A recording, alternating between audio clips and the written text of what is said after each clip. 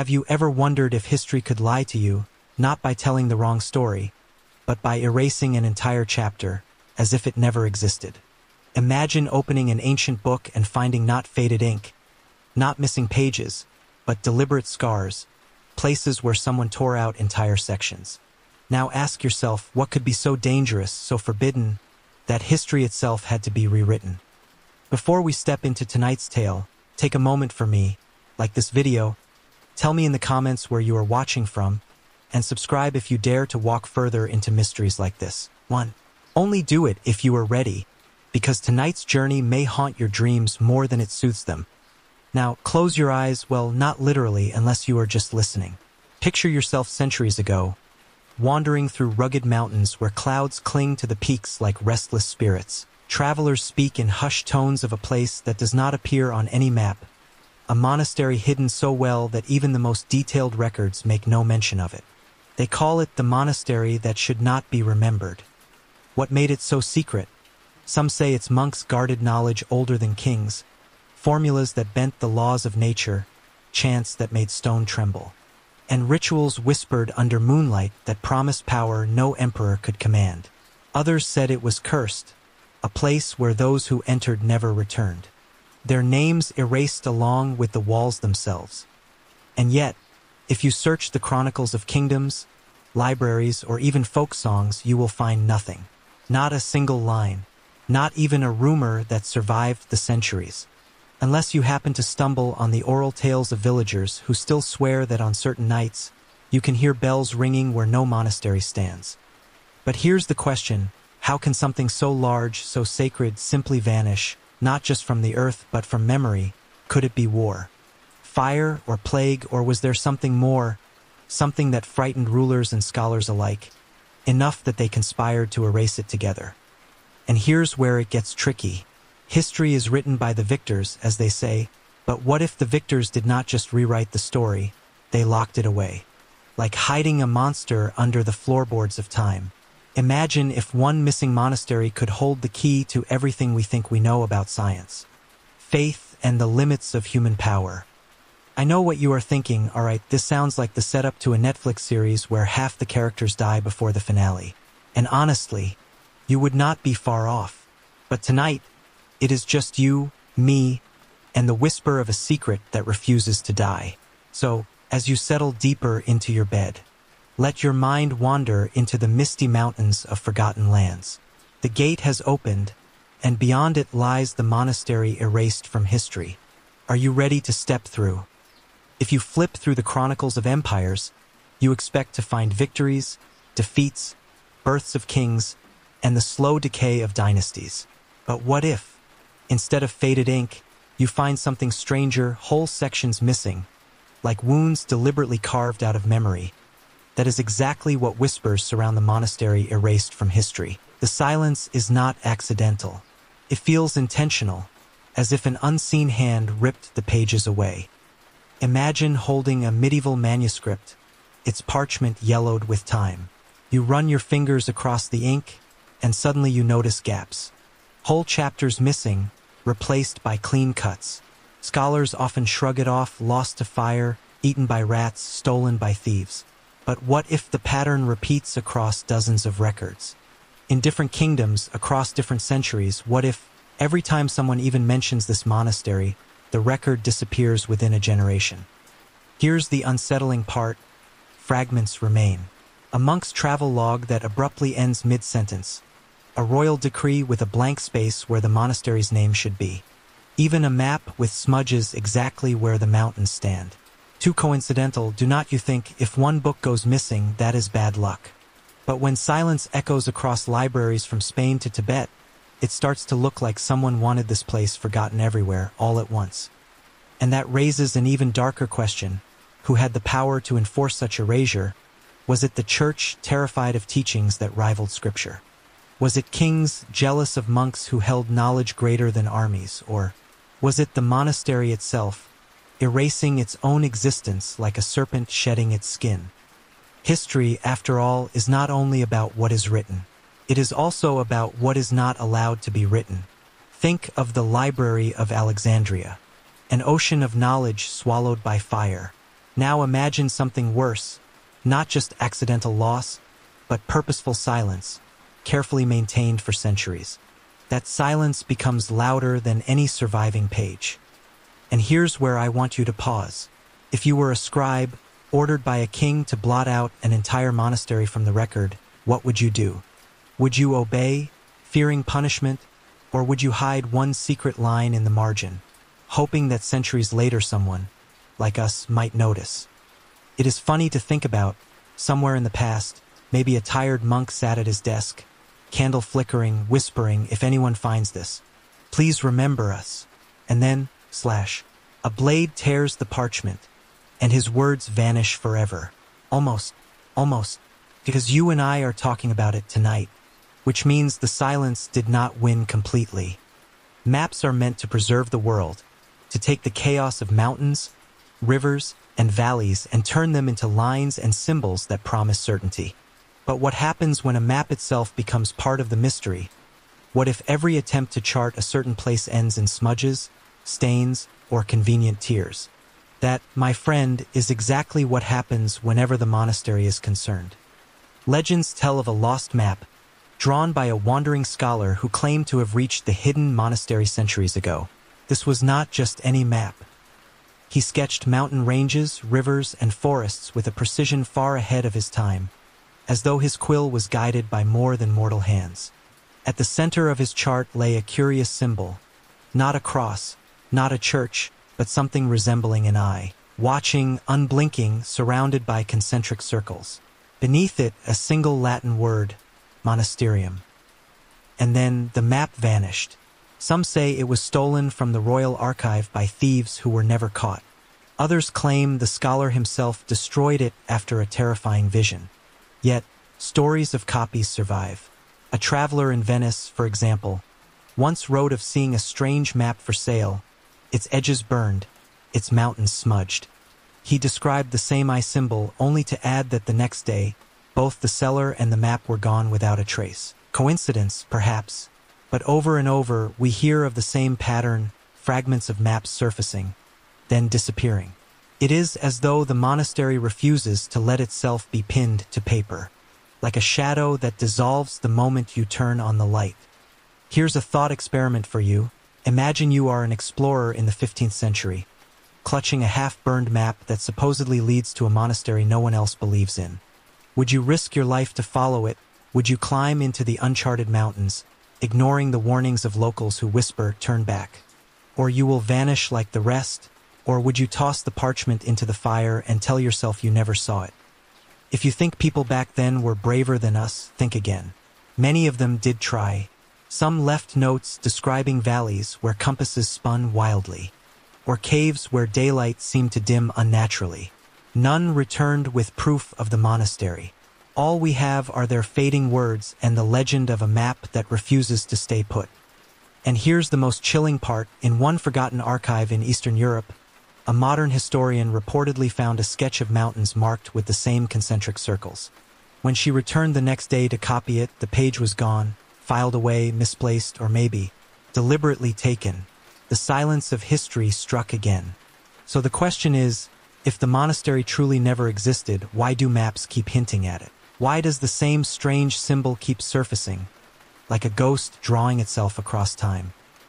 Every legend has its haunted place, a castle shrouded in storms, a forest where travelers vanish, or a temple guarded by curses.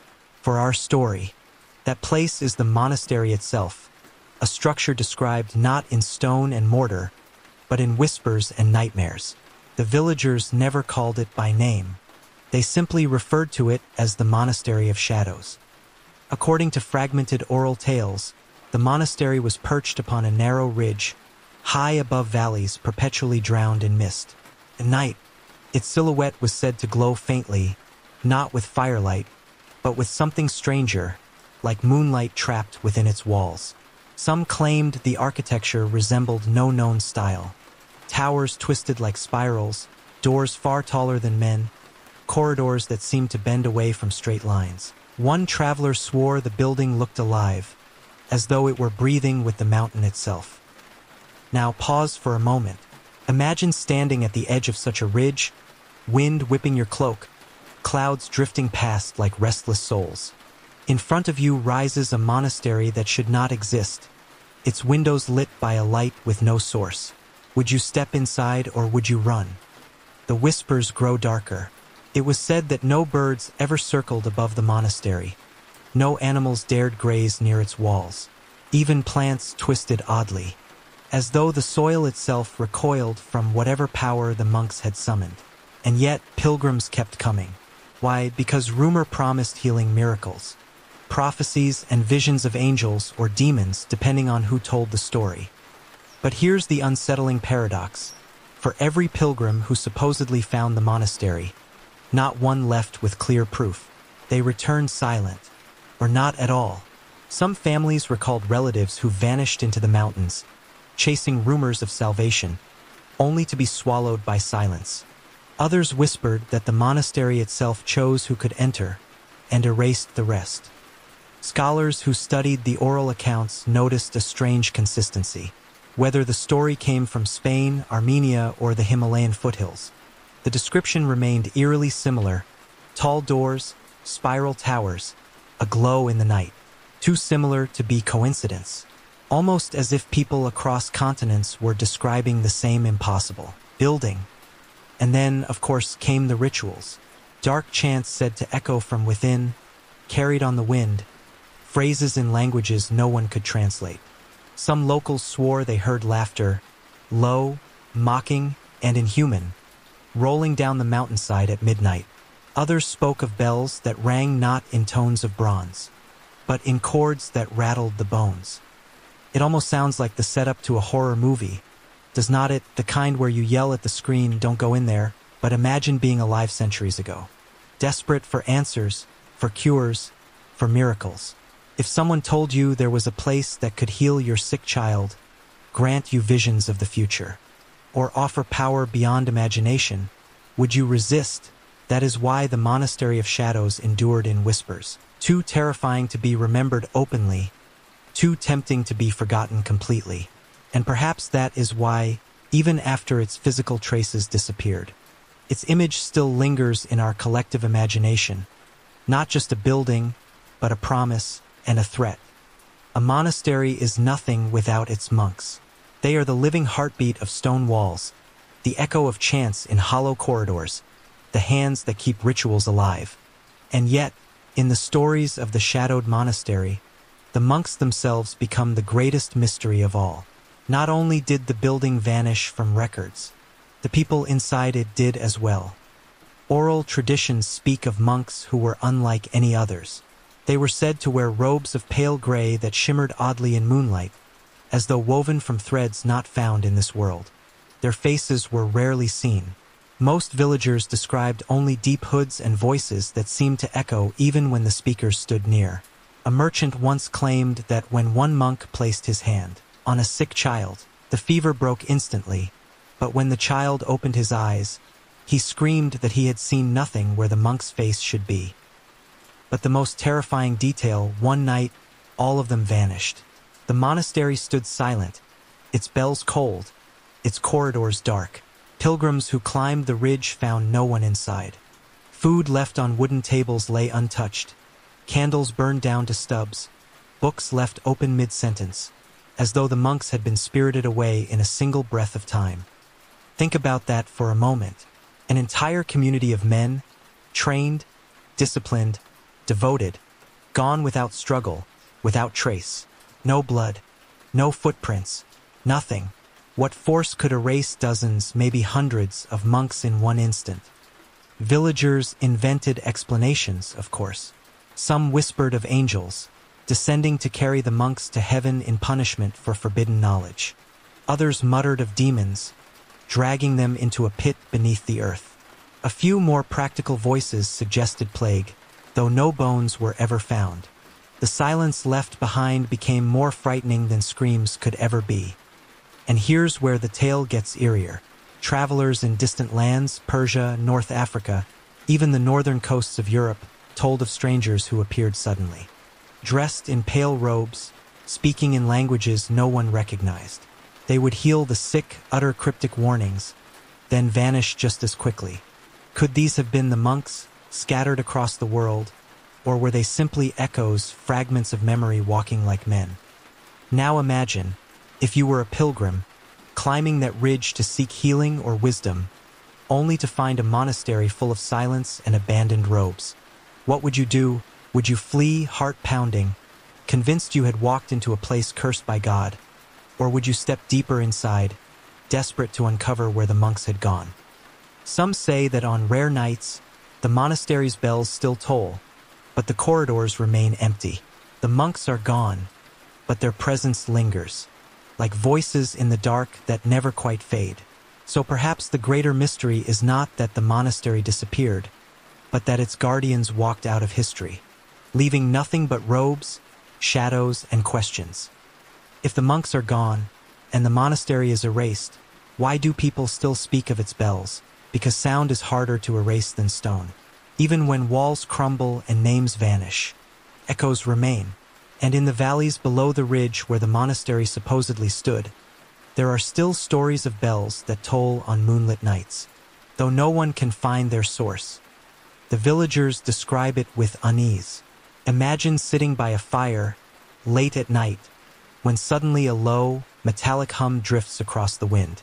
Not the friendly ring of a church bell, but something deeper, slower, like the heartbeat of iron. It does not match the hours, does not follow a rhythm. Comes once, twice, then stops as if listening. And just when you think it is gone, it rings again, closer.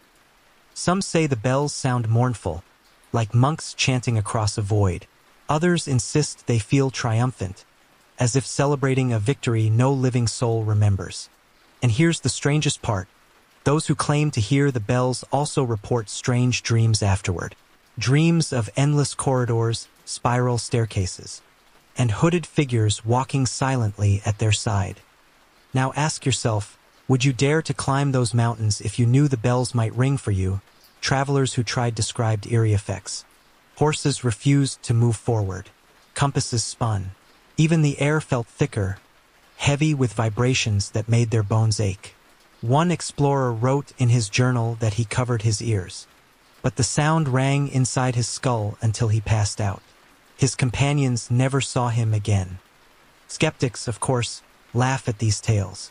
They say the bells are nothing but avalanches, rocks shifting, or wind echoing through caves. Science, after all, has explanations. But here's the problem. Avalanches do not choose nights of the full moon. Wind does not sound like bronze struck by invisible hands. And rocks do not leave you dreaming of hooded monks whispering your name. There is also a curious pattern.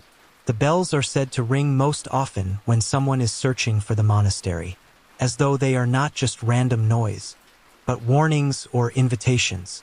A few bold adventurers even tried to follow the sound, stumbling through misty forests and jagged cliffs. None of them ever mapped its source. Some never returned at all. Picture this: you are lying in bed, safe, far from haunted mountains. But suddenly, through your open window, you hear a faint tolling that does not belong. What would you do? Shut the window and bury yourself under the blankets? Or sit up, heart pounding, wondering if the monastery has found you? That is the terror of the bells. They remind us that some silences are not empty.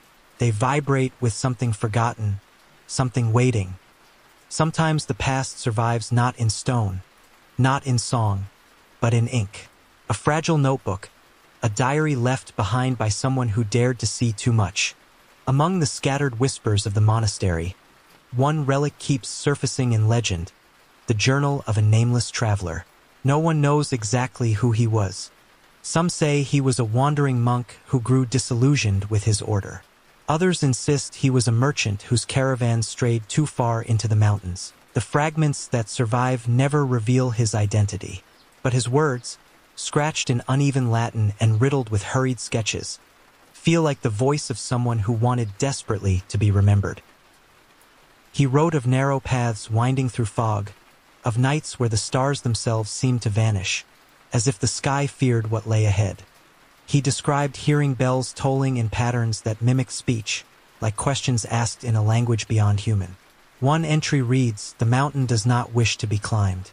Yet I am drawn higher still. And then his sketches, rough outlines of twisted towers, staircases that looped back into themselves, doors far larger than any man.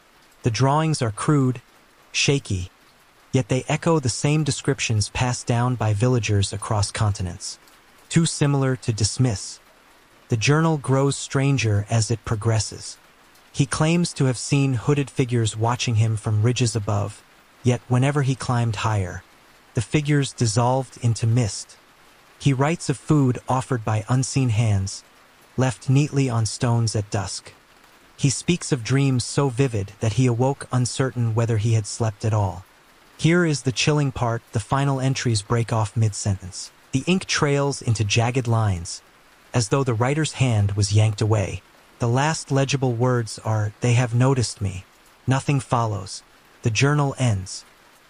Think about that. A man's last testimony, cut short not by age or fire, but by someone that stopped him from writing another word. Historians argue about authenticity, of course. Some dismiss the journal as a forgery, written centuries later to feed the legend. But others point to consistent handwriting, the use of pigments specific to the Middle Ages, and the eerie fact that the parchment itself seems older than the libraries where it was supposedly found. If you were to hold that journal in your hands tonight, what would you do? Would you read every word, no matter how unsettling, or close it quickly? Afraid that the story might follow you into your dreams, the traveler is long gone. But his unfinished lines still breathe, and through them, the monastery whispers on. Legends say the monastery was only half of the story.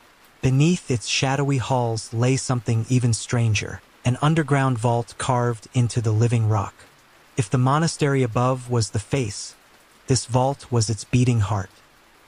Travelers who dared to approach told of fissures in the mountainside, entrances disguised as natural caves but marked with strange carvings, circles intersecting circles, symbols resembling keys, and spirals leading downward. Locals swore these caves were not natural. The earth, they said, was taught to open itself. Inside, the air grew unnaturally cold, even in summer. The walls shimmered with veins of crystal that reflected torchlight into eerie patterns. Some claimed the tunnels hummed, vibrating faintly, as though the mountain itself was alive. The further you went, the more the world above disappeared. Voices dulled. Time seemed to stretch. What was kept there, theories abound. Some whispered it was where the monks hid forbidden texts, scrolls that could rewrite history, formulas that defied death. Others said the vault contained objects not of this earth, fragments of metal harder than iron, orbs that glowed without flame, relics that seemed to whisper when touched. Skeptics dismissed this as imagination, yet too many travelers described the same details for it to be coincidence. One particularly chilling account survives in the form of a letter. A soldier, sent to hunt rebels in the mountains, wrote of stumbling upon an opening with carvings. He and two companions entered. The letter describes a staircase spiraling downward into endless dark. Then nothing except for one final line. Scrawled in shaky handwriting, "The chanting is below us." Neither the soldier nor his companions were ever seen again. Pause here and imagine yourself descending such a staircase, each step echoing into a void that never answers back. The smell of stone and something older, like dust from centuries that should not exist. Would you keep walking, or would your legs betray you and turn you back? Some legends even suggest the vault was larger than the monastery itself, a labyrinth of chambers stretching like roots through the mountain. In these halls, the monks were said to perform rituals shielded from the eyes of the world. Perhaps this was why the monastery was erased. Not because of what happened above ground, but because of what was hidden below. And here's a curious thought. If the monastery truly vanished, could the vault still remain, buried under centuries of rock slides and silence? Imagine a modern explorer breaking through stone, stepping into chambers untouched for hundreds of years, and finding candles that still burn, books that still whisper when opened. The monastery may be gone from memory, but if the vault exists, it may hold the final word. Or perhaps, it is still waiting to speak. Stories of the monastery often speak not only of prayers and rituals, but of experiments, strange, dangerous attempts to twist the very fabric of nature. If the underground vault was the heart, then these experiments were its pulse, thudding in the dark where no witness was meant to look. Whispers suggest the monks did not simply meditate. They observed, recorded, and tested. They charted the stars with an accuracy rivaling astronomers who lived centuries later. They dissected plants and animals, noting patterns in life and decay. Some claimed they even studied the human soul itself, searching for ways to separate it from the body and call it back at will. One legend tells of a mirror of voices, a polished disc said to capture the sound of chanting long after the monks had stopped. Another speaks of a black orb that pulsed like a heart, glowing whenever someone lied nearby. Were these tools of science or instruments of something far stranger? The accounts grow darker. A shepherd once stumbled upon a group of monks chanting in the valley. They stood in a circle around a young man, their hands raised. The boy screamed, and then silence. When the shepherd blinked, the circle was empty. The grass where they stood was scorched, and the boy was never seen again. Skeptics dismiss such tales as fearmongering. After all, monasteries were often accused of witchcraft by suspicious villagers. But the detail that unsettles historians is how similar these accounts are across cultures and languages. The rituals always involve circles, chanting, and sudden vanishing. Were so many villagers in so many places imagining the same thing? Here's where science enters the stage. Modern researchers who've studied the fragments suggest the monks may have been early pioneers of acoustics, experimenting with sound frequencies that could alter perception.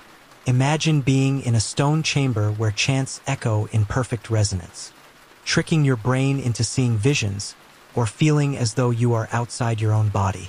Sound as an early form of technology. But others are less charitable. They argue the monks were not merely studying perception but manipulating reality itself, bending space, testing time. If true, perhaps that explains why the monastery was erased. Not because it was forgotten, but because someone decided humanity was not ready to know what they had done. Now, let me ask you directly, if you had the chance to witness such an experiment, something that might reveal truths beyond human understanding, would you stay in the circle or would you run before the chanting began? That is the enduring horror of the forbidden experiments. They promise knowledge, but they demand a price, and the monks of the shadowed monastery may have paid with their very existence. Among the fragments tied to the monastery, one object has been whispered about more than any other, a parchment scroll said to contain the monastery's deepest secrets. Unlike the lost map or the traveler's journal, this scroll was supposedly written by the monks themselves, a rare trace of their own hand. The legends say it was discovered centuries after the monastery vanished, hidden in a wooden chest buried beneath collapsed stone. Farmer, digging for shelter, stumbled upon it. He could not read the strange script, but he sold the chest to a scholar in a nearby city. That was the last anyone saw of the farmer. As for the scholar, he spent years trying to decode the parchment and then disappeared without explanation. Those who claim to have glimpsed the scroll describe symbols unlike any known alphabet. Spirals that nested into one another, geometric figures that seemed to change shape when stared at too long. Some lines looked like music, others like mathematical formulas, and a few like prayers written sideways, upside down, in directions no normal scribe would attempt. One chilling rumor insists the scroll was not meant to be read but activated, that the shapes, when traced or spoken aloud, unleashed effects no one could control. Lights flickering where no fire burned, voices echoing in rooms with no one present, dreams bleeding into waking hours. Historians debate endlessly, was it an elaborate hoax or a genuine relic?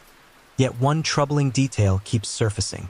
Independent accounts from different centuries mention the same phrase in Latin. Scribbled on the margin, memoria delenda est, memory must be destroyed. Was this a warning left by frightened monks, or a command enforced by those who sought to erase the monastery? Pause for a moment. Imagine holding that parchment in your hands, the texture of ancient skin like vellum, the ink still faintly shimmering as though wet. Even after centuries, would you try to decode it, or would you shove it back into the chest and bury it deeper, fearing the words might crawl off the page and into your mind? One professor in the 19th century, obsessed with rumors of the scroll, supposedly locked himself in his study for weeks. Neighbors claimed they heard strange chanting from behind his door, though he lived alone. When the police finally broke in, they found the room empty. On the desk lay only a single torn page, marked with spirals that led to nowhere. And so the scroll drifts through history like a phantom artifact. Maybe it still lies hidden in some forgotten archive, waiting for the wrong person to open it. Maybe it has already been destroyed, consumed in fire by someone too afraid of its power. Or maybe it is still being read even now in secret, by those who know what should never be remembered. Every legend needs a witness, a voice that claims, "I was there." Without it, stories are just smoke. And in the saga of the Erased Monastery, there is one recurring figure, a supposed last survivor. His identity changes depending on who tells the tale, but his voice always carries the same weight of terror. Some say he was a young novice who fled before the monastery vanished. Others insist he was an old monk who broke his vows of silence in his final years. A few tales describe him as neither monk nor pilgrim, but a wanderer who stumbled into the monastery and lived to tell the tale. Whoever he was, his testimony is consistent enough to chill the spine. The survivor described nights filled with chanting that never seemed to end, the air vibrating as though the mountain itself was humming. He spoke of rituals in which monks stood in circles, not facing each other but outward, as if guarding against something pressing from the dark. He whispered of a light beneath the monastery, glowing cracks in the stone floor, pulsing like veins. But most haunting of all was his account of the final night. He claimed that the chanting grew frantic, louder than ever before, until the very walls shook. Bells rang, though no one pulled the ropes. Flames lit themselves in empty braziers. The ground trembled, and then silence so sudden it felt like the world itself had stopped breathing. When he opened his eyes, the monastery was gone. Not destroyed, not collapsed, gone. Only bare rock remained where walls and towers had stood moments before. The monks were nowhere to be seen. He staggered down the mountain, half mad, muttering of shadows that clung to his heels. Historians scoff, of course. They dismiss the survivor as a drunk, a liar, or a character invented by storytellers to tie the myth together. Yet the details trouble even the skeptics. How did this lone voice describe the monastery's architecture so precisely, when other oral accounts from distant lands matched it? How could he know of spiral towers, impossible doors, and underground vaults if he had not seen them? And here is where the story sharpens like a knife. The survivor never lived long after telling his tale. In each version, he died mysteriously, found frozen on a warm night, struck dumb as if his tongue had been cut, or simply vanishing like the monastery itself. His words remain, but his body does not. Now ask yourself, if you met this last survivor, eyes wild with fear, begging you to believe him, would you listen or would you dismiss him? Comforted by the idea that some stories are too strange to be true, perhaps that is why his testimony lingers. Because even if he was mad, even if he was lying, a single voice can still carry the weight of truth when all else has been silenced. Every mystery builds toward a single question: how did it end? For the Monastery of Shadows, the answer lies in the moment it vanished, a moment so strange that witnesses could not agree whether it was destruction, ascension, or something else entirely.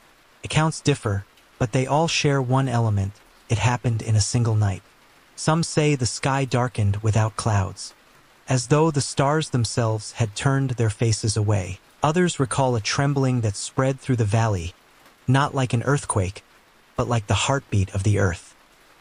One tale speaks of bells ringing on their own, louder than thunder, shaking windows in villages miles away. Dogs howled, cattle bolted, and children cried out in their sleep. A shepherd swore he saw towers glowing on the ridge before they dissolved into sparks and were carried away by the wind. Another villager insisted the monastery collapsed inward, as if swallowed whole by the mountain, leaving bare stone where walls once stood. But the most chilling version came from a traveling merchant. He claimed he was camped at the foot of the ridge when the chanting began. It rose and rose, a chorus of hundreds of voices, until the sound pierced his skull. Then silence. When he dared to look, the monastery was gone.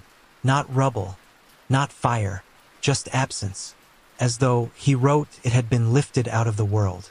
Historians scoff, how can stone and timber simply vanish? Yet they cannot explain why multiple accounts, from distant villages and decades apart, describe the same impossible moment.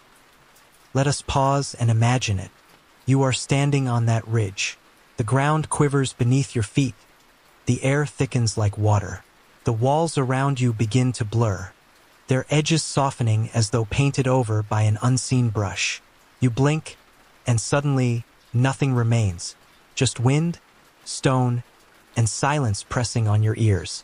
What force could do this? Some blame divine judgment, angels tearing down a house of blasphemy. Others suggest the monks themselves triggered the disappearance through forbidden rites, folding the monastery into another dimension, or shattering its presence so thoroughly it could never be found again. And here's a thought, if they succeeded, then perhaps the monastery still exists, just not in our world.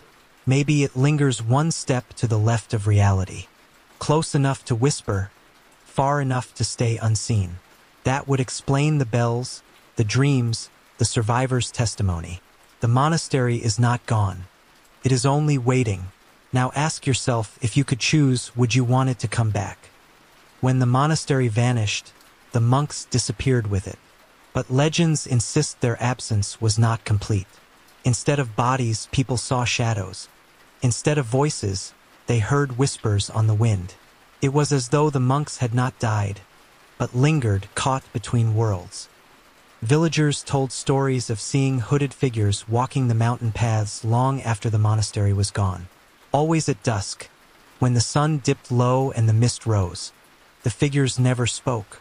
They moved slowly, deliberately, robes brushing the ground, as if weightless. One hunter swore he approached within arm's reach, only for the figure to dissolve into air when he blinked. Children were warned not to wander near the ridge. The monks will find you, parents whispered, and you will follow them into the fog. Some insisted the phantoms were harmless, merely repeating their old routines, lighting invisible candles, bowing before altars no longer there. But others feared they were recruiting, seeking new souls to replace their lost brethren. Travelers spoke of eerie encounters, hearing footsteps matching their own, though no one was behind them, feeling the brush of fabric against their arm in an empty corridor, waking at night to see pale shapes kneeling in prayer at the foot of their bed. Always silent, always watching. Skeptics claim these are nothing more than tricks of light and fear-fed imagination. Yet even skeptics shiver when they hear one recurring detail. The phantoms appear most often on the anniversary of the monastery's disappearance, as though the monks are compelled to retrace their final night. A particularly chilling tale comes from a soldier stationed in the region during the 18th century. He reported seeing a procession of monks moving through the valley, chanting soundlessly. Their hoods were empty, no faces beneath them. The soldier fired his musket in panic, but the figures kept walking, unbothered, until they melted into the mist. He deserted the next morning, swearing never to return. Now imagine this happening to you. You are alone in a dark forest. The mist thickens. Shapes emerge. Dozens of monks, silent, hooded, surrounding you. Do you run? Do you pray? Or do you simply follow, unable to resist the pull of their quiet march? Perhaps that is the monastery's true legacy. Not buildings, not scrolls, but echoes of men who refuse to fade completely. Phantoms, bound to a place erased from history, still walking, still waiting. Centuries passed, and the monastery's story might have remained only a fireside legend, until the modern age of exploration arrived. In the 19th and early 20th centuries, archaeologists, adventurers, and treasure hunters grew obsessed with forgotten ruins. And inevitably, some turned their eyes toward the whispers of the erased monastery. The first recorded expedition was led by a German archaeologist named Dr. Weiss in 1872. His letters reveal a man both brilliant and reckless. He mocked the superstitions of peasants who warned him not to search the ridge. Fairy tales, he wrote, are for children. We dig for facts. Armed with maps, pickaxes, and a small team, he climbed into the mountains. None of them returned. Weeks later, shepherds found their abandoned camp. Tents ripped open, food untouched, notebooks scattered in the dirt. Of Dr. Weiss, there was no trace. Decades later, a British team tried their luck. They carried modern tools, even cameras, determined to prove the monastery was more than myth. For a while, telegrams reached London, descriptions of strange carvings, tunnels that breathed cold air, and a sound like distant bells. Then, silence. Months passed. Eventually, search parties found fragments of equipment, but the photographs were all ruined, frames blurred by light that looked like streaks of fire. In the 1960s, a group of graduate students from Eastern Europe undertook a secret expedition, inspired by rumors of an underground vault. According to their diaries, they did find something, a staircase descending into blackness. They celebrated, drank wine, and recorded themselves chanting old phrases they thought were harmless. The next day's entries stop abruptly. The last words scribbled are, "We are not alone down here." None of the students returned home. Even today, hikers occasionally vanish in those mountains. Authorities chalk it up to cliffs, avalanches, or simple misadventure. Yet locals shake their heads. The mountain takes who it wants, they say, especially those who come asking questions. And yet, the allure remains, because if the archaeologists failed, it means the monastery may still be out there, intact, hidden. To some, that failure is not a warning, it is a challenge. So let me ask you, if someone offered you the chance to join an expedition, GPS in hand, drones overhead, satellite phones at the ready, would you go? Would you laugh at old legends, convinced modern science could pierce the veil? Or would you remember Dr. Weiss, the British explorers, and the vanished students, and stay far, far away, because if history has taught us anything, it is this: the monastery chooses who finds it. And not everyone comes back. For centuries, the monastery has been wrapped in myth, cloaked in superstition. But modern minds are not so easily satisfied. Historians, physicists, and psychologists have all tried to offer scientific explanations for the impossible tales. The results are as fascinating as they are unsettling. One hypothesis is geological. Some scientists argue that the mountain range itself is unstable, riddled with magnetic anomalies. Compasses spin, echoes distort, and light bends strangely in the mist. To those who seek the monastery, such conditions could create hallucinations, glowing towers, phantom bells, even ghostly monks. In other words, the mountain tricks the mind. But this explanation falters against one troubling detail: the consistency of the stories. Villagers from different centuries across continents describe the same impossible architecture, the same spiraling towers, the same doorways too tall for men. Can geology really explain such precise agreement? Another theory points to psychology. The monastery, some suggest, is a product of collective memory. People share a legend so often that it becomes real in their minds, passed down through generations like a cultural echo. This mass hallucination could explain why similar stories appear in distant lands. But again, the problem is the documents. Maps, journals, scrolls, even ruined photographs, artifacts that seem to confirm the monastery's presence. Can imagination leave behind parchment and ink? And then comes the strangest theory of all: physics. A handful of fringe scientists propose that the monastery existed, but in a pocket of warped space-time. Perhaps the monks discovered resonance frequencies or rituals that bent reality, creating a bubble overlapping with our world. For a while, the monastery was both here and not here, and one night the bubble collapsed. The monastery slipped sideways, gone, but not destroyed. This might sound like science fiction, but recall how often human discovery has outpaced belief. Electricity once seemed like sorcery. Germs were invisible spirits until microscopes proved otherwise.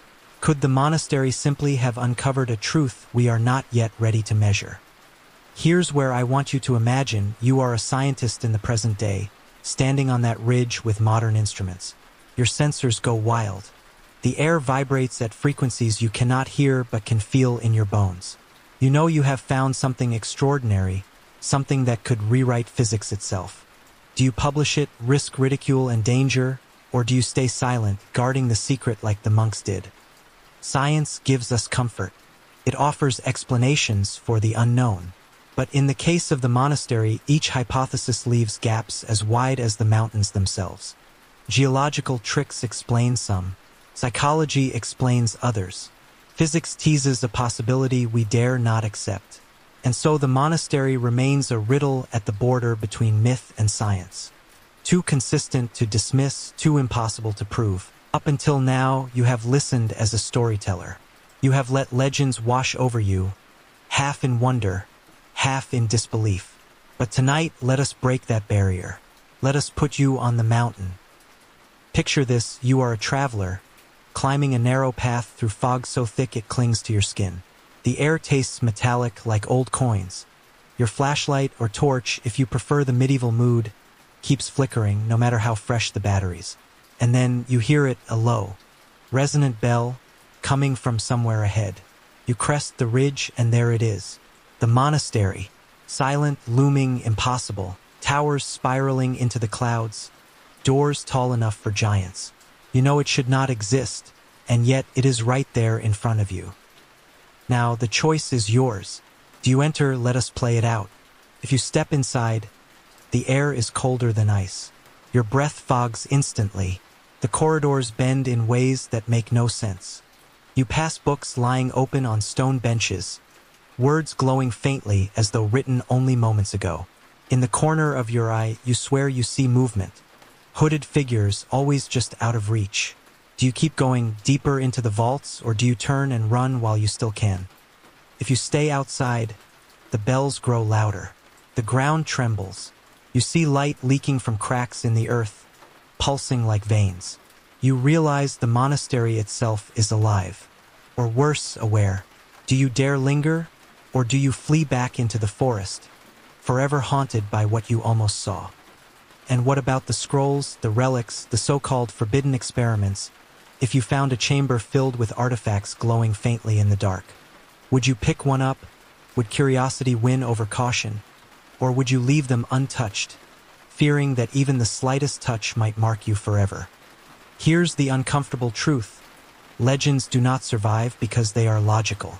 They survive because, deep down, we know we would be tempted. We would want to see for ourselves. Maybe you would enter, maybe you would not, but the fact that you even imagine it means the monastery has already claimed a corner of your mind. So I will ask you plainly, what would you do? Follow the bells into the shadows, or close your eyes and pretend the ridge, the vault, the whispers were nothing more than a dream? Every story must face its reckoning. After all these tales of maps, bells, monks, vaults, and vanishing walls, you may be asking, was any of it real? Or is the monastery nothing more than a ghost built out of fear and imagination? Skeptics argue fiercely that the entire legend is folklore. They point to the lack of archaeological evidence. No ruins, no stones, no carvings that can be reliably dated. If such a place existed, they say, we would have found it by now. To them, the monastery is simply a cultural echo, a campfire tale inflated over centuries. Believers counter with equal passion. They highlight the consistency across cultures, villagers from Spain to Tibet describing the same impossible architecture. The same vanishing monks, the same bells in the night. How could stories so far apart in time and geography align so closely? Coincidence feels too thin an answer. Then there are the artifacts, the traveler's journal, the lost map, the mysterious scroll. Critics call them fakes, but even skeptics admit that some materials are authentically medieval. And what of the photographs from the British expedition? Blurred with streaks of light no one can explain. Evidence may be fragmentary, but it is not entirely absent. Psychologists step in with their own explanation. Perhaps the monastery is a projection of human longing. We all crave hidden wisdom, forbidden power, a place where the impossible might be true. The monastery becomes a mirror. What we see in it reflects what we most desire or most fear. But here's where things get interesting. Even if the monastery is pure fiction, it acts like truth. People vanish in the mountains. Bells are heard where no tower stands. Whole expeditions leave behind journals that break off mid-sentence. Whether or not the monastery is real, its story has real effects. It shapes behavior, inspires searches, frightens children, lures the curious. And that may be the most unsettling possibility of all. Because truth and fiction are not opposites. They bleed into each other. A story told often enough gains the weight of fact. A fact doubted long enough drifts into legend. The monastery lives in that twilight zone, refusing to be pinned to either side. So where does that leave us? If you demand certainty, you may leave disappointed. If you embrace mystery, you may leave haunted. And perhaps that was the monastery's intention all along. Not to be found, not to be proven, but to remain a question, echoing forever. Ask yourself this: if tomorrow morning a team of archaeologists announced they had uncovered the monastery's ruins, would you feel relief or dread? Every story must end, even one about a place that refuses to die. We have walked together through foggy ridges, followed bells in the night, peeked into vaults beneath the earth, and listened to the whispers of vanished monks. Now it is time to close the gate, to leave the monastery behind. But how do you end a tale that has no end? The monastery is not ruins you can point to, nor a relic locked in a museum. It is an echo, a riddle, a question. To close the gate does not mean to solve it. It means choosing to step back, knowing the mystery will follow you anyway. Think of it this way: some doors are not meant to be opened, and some questions are not meant to be answered. That does not make them worthless. On the contrary, they give our imagination fuel. They let us dream of what lies beyond the known, and remind us that the world is still larger than we can measure. As you picture the monastery one last time, imagine its towers dissolving into mist, its bells fading into silence, its monks turning into shadows. The ridge is empty, the path is gone. You stand alone, the night air cool against your skin. And yet, you cannot shake the feeling that the monastery is still near, waiting just one breath away. So what do we do with such a story? We pass it on. Whisper it at campfires, tell it to children who crave to be frightened, share it with friends who laugh, and then fall quiet when the night grows too still. The monastery survives not because it was found, but because it is remembered.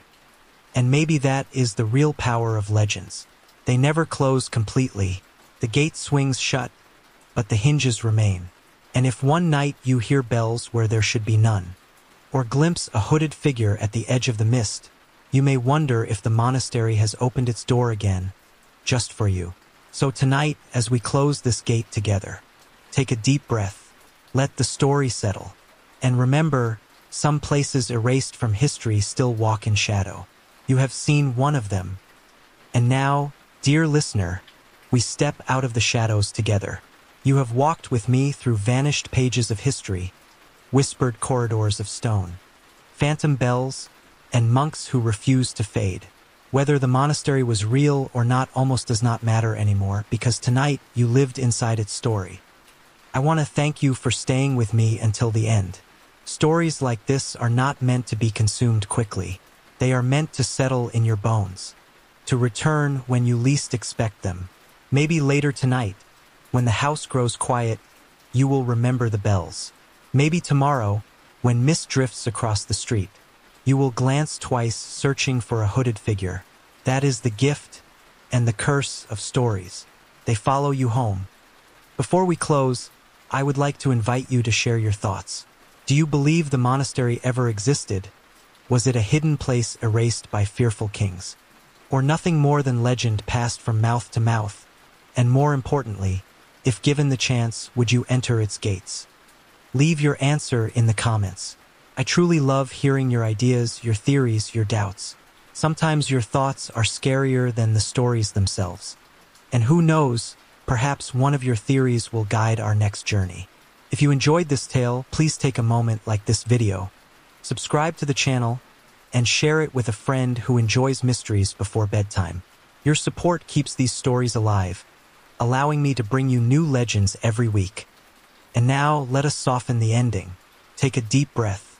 The monastery is gone. The bells are quiet.